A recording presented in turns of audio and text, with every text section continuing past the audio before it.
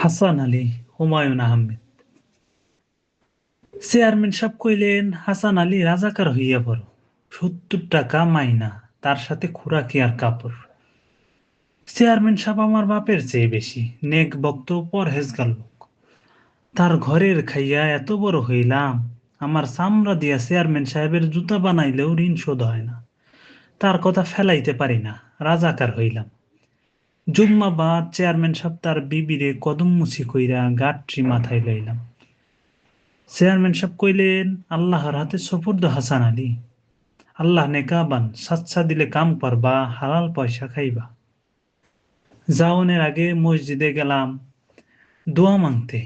গিয়া দেখি মাহমুদ ইলাহি মসজিদের উপর শকুন বইয়া আছে। 2 কুড়ির উপরে বয়স তুমি, এত বড় শকুন দেখি নাই। মনটা বড় টানলো, বুকের মধ্যে স্যাত কইরা উঠলো। আরো একবার মসজিদের উপর শকুন বইছিল, আমি তখন ছোট। চেয়ারম্যান সাহেবের বাড়িতে গরু রাখালের কাম করি।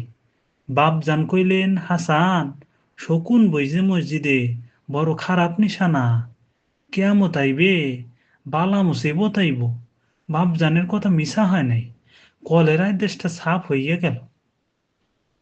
মসজিদের মাওলানা সাহেব কইলেন, হাসান, তুমি রাজাকার হইতেছে শুনলাম। হা মাওলানা সাহেব, দোয়া মাংতে আইছি। বালা করছো, পাকিস্তানের খেদমত করো, কিন্তু হাসান আলী একটা কথা। কি কথা মৌলানা সাহেব? শুনতাছি রাজাকার বড় অত্যাচার করে, মানুষ মারে, লুটপাট করে, ঘর জ্বালায়। দেখো বাবা, সাবধান, আল্লাহর কাছে জবাবদিহি হইবা। আখেরাতে নবীজির সাফায়াত পাইবা না। মনটা খারাপ হইল, কামটা বোধ হয় ভুল হইল। তখনও আমরা গ্রামের মধ্যে রাজাকার দল হয় নাই, আমরাই হইলাম প্রথম দল। 7 দিন হইল training, left right left right, বন্দুক সাফ করবার কায়দা শিখলাম, গুলি চালাইতে শিখলাম, বেয়োনেট চার্জ করা শিখলাম। মিলিটারিরা যত্ন কইরা সব শিখাইলো। তারা সব সময় কইতো, তুমি সাচ্চা পাকিস্তানি, মুক্তিবাহিনী একদম সাফ করে দে। মনটার মধ্যে শান্তি পাই না, বুকটা কান্দে, রাতে ঘুম হয় না। আমার সাথে ছিল রাধানগরের কেরামত মাওলা, সে ছিল রাজাকার কমান্ডার। আহা, ফেরেশতার মতো আদমি।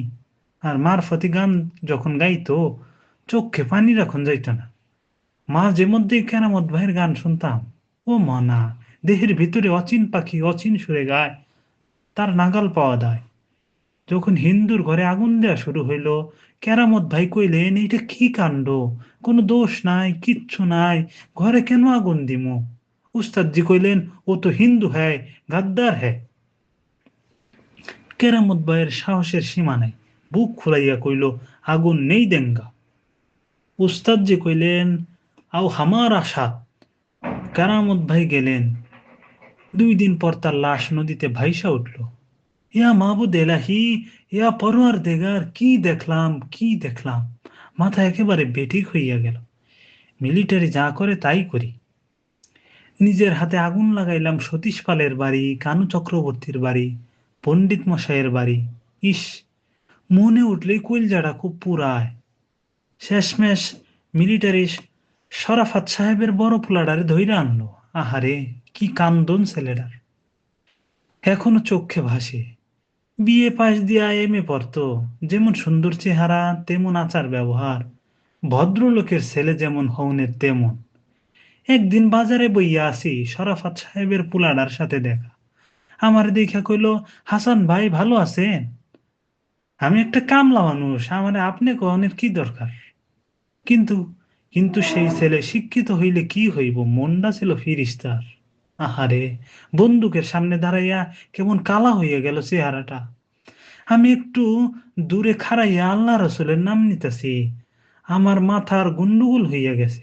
কি করতাম ভাইবা পাই না। শেষকালে ছেলেটা আমার দিকে চাইয়া কইল, হাসান ভাই, আমারে বাঁচান। ক্যাপ্টেন সাহেবের পাও জড়াই ধরলাম, লাভ হইল না। আহারে, ভাইরা আমার, কইলজাটা পুরায়। আমি একটা কুত্তার বাচ্চা, কিছু করবার পারলাম না। সন্ধ্যাকালে শরাফত সাহেবের বাড়িতে গিয়া দেখি ঘর দুয়ার অন্ধকার, ছেলেটার মা একলা বইয়া আছে। তারে কেউ গুলির খবর কয় নাই এখনো। আমার দেখে কইল, ও হাসান, আমার ছেলেটা বাইসা আছে? আল্লাহর দুহাই হাসা কথা কইবা। আমি তার পাশ হইয়া কইলাম, আম্মাজি বাইচা আছে, আপনি চারটে দানা পানি খান। সেই রাইতেই গেলাম মসজিদে, পাক কোরআন হাতে লইয়া কিরা কাটলাম, এই সুদ তুলবাম, এই সুদ না তুললে আমার নাম হাসান আলী না, এই সুদ না তুললে আমি আমার বাপের পোলা না, এই সুদ না তুললে আমি বেজন্মা কুত্তা।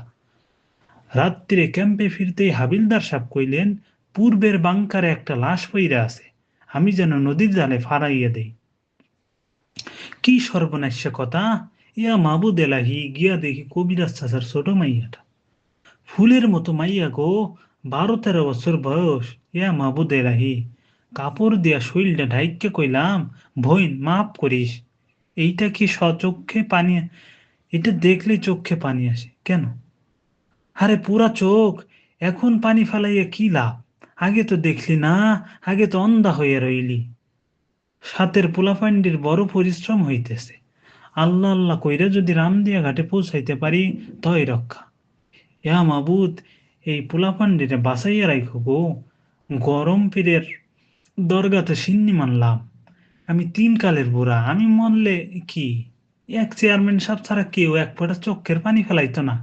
মরণের পর হাসরের মাঠে যদি কবিরাজ চাচার মাইয়ার সাথে দেখা হয়, তাই মাইয়ার হাত ধইরে কইমু, বোন শোধ তুলছি, এখন কও তুমি আমারে মাপ দিছো নাকি দাও নাই?